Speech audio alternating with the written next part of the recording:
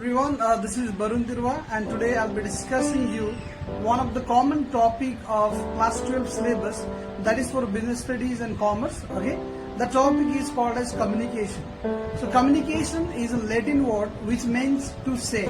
Okay, so according to Newman Summer, communication is the exchange of facts, ideas, opinion, emotion between two or more persons. Okay, so today we'll be discussing about the process of communication, different barriers of communication, and the measures to overcome such barriers, and the objectives of communication.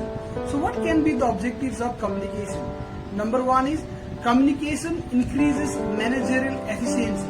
That means it is through communication process managers are able to give out their point of views to the subordinates and then the work is done.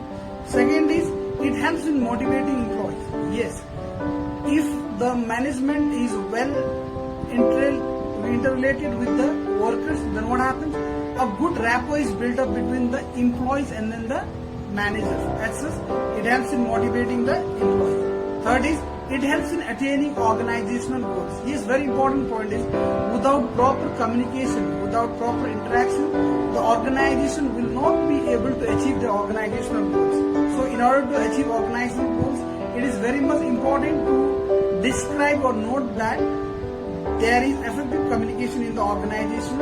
And the last one is interpersonal relationship. Yes, in order to see coordination and cooperation in the organization, it is very feasible to note down that there is an effective communication that exists in the organization. Henceforth, I will be discussing you the process of communication.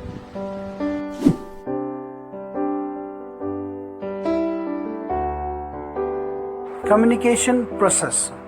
Communication process as such must be considered a continuous and dynamic interaction both affecting the parties, that is the sender and the receiver. Okay, so the first step or process of communication includes sender.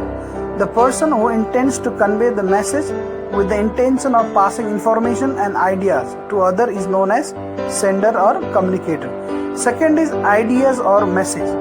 This is the subject matter of the communication. This may be an opinion, feelings, views, orders or suggestion that needs to be passed on from the sender to the receiver.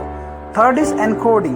Since the subject matter of communication is generally theoretical and intangible, its further passing requires use of certain symbols such as words, action or picture that is to be understood by the receiver. Otherwise, there is no meaning of sending the message.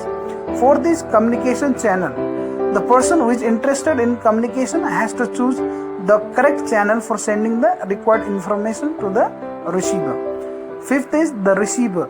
Receiver is the person who receives the message or for whom the message is meant for. It is the receiver who tries to understand the message in the best possible manner in achieving the desired objectives of communication. Then you have decoding. Decoding, the person who receives the message or symbol from the communicator tries to convert the same in such a way that the receiver, the sender wants to intend the message for. If the decoding is wrong, then the complete message that has been sent by the sender goes vague. And the last one is feedback. Feedback is termed to be the most effective part of a communication process. If the feedback is not there, then it is termed that the communication is not complete. So in order to see a complete communication process, feedback is very required. Now you see one of the element called noise is there. So that is in communication studies. Generally, noise refers to anything that interferes with the communication process between a speaker and audience. Now see, noise can be external or internal and it disrupts the communication process. As such, while communicating, there should not be noise.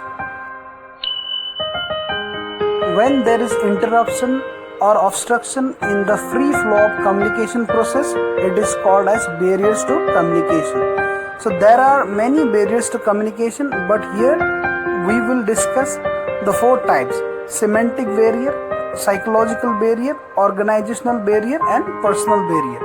So first, talking about semantic barrier. Semantic barrier means the usage of signs and symbols. If it is used in such a manner that cannot be understood by the receiver, then that acts as a barrier. So the uses of inappropriate signs, symbols, words, it's called as semantic barrier. Number 2 is psychological barriers. See, there are various mental and psychological issues that may be a barrier to effective communication. Some people have stage fear, speech disorders, phobia, depression, etc. All of these conditions are very difficult to manage, and this condition may act as a barrier. Number 3 is organizational barrier. That means there are different blockages or barriers in organizational structure. For example, if we say in government sector there is always a distance between management and then the worker. They cannot communicate properly. Because of this reason, it always acts as a barrier. The last one is personal barrier. Personal barrier depends upon the way that person assumes the communication. There is a fear of loss of authority, lack of willingness to participate, lack of cooperation and mutual trust. So when these things does not go properly, then it acts as a major barrier to communication processes.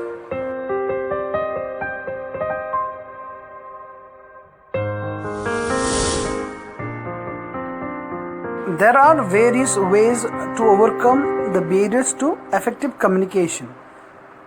The first one is the use of language of the message. That means the language should be used such a manner that the receiver understands it. For an example, the party to whom I want to intend the message may not understand English. But if I send the message in English, then what happens? There is problem of language.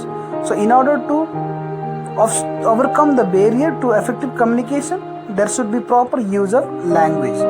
Number 2 is restraint or control over emotions. While passing on the information, one should not get swayed, one should not get persuaded by the emotion that the person is carrying, like anger, fear, anxiety. This may create problem. So when you control over your emotion, then the message to be intended is always said well, transferred properly, and then the message reaches the receiver properly.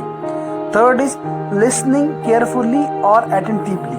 The third step is very, very important. In order to see a communication process goes well, it is understood proper only when the receiver listens carefully and take part attentively. Otherwise, the communication process will not be successful. And the last one is mutual trust and faith. Both the receiver and then the sender must have a mutual trust and faith with each other. Otherwise, the communication process will never be successful and complete. In order to see a proper and effective communication process, there needs to be a mutual trust and confidence between both the sender and the receiver.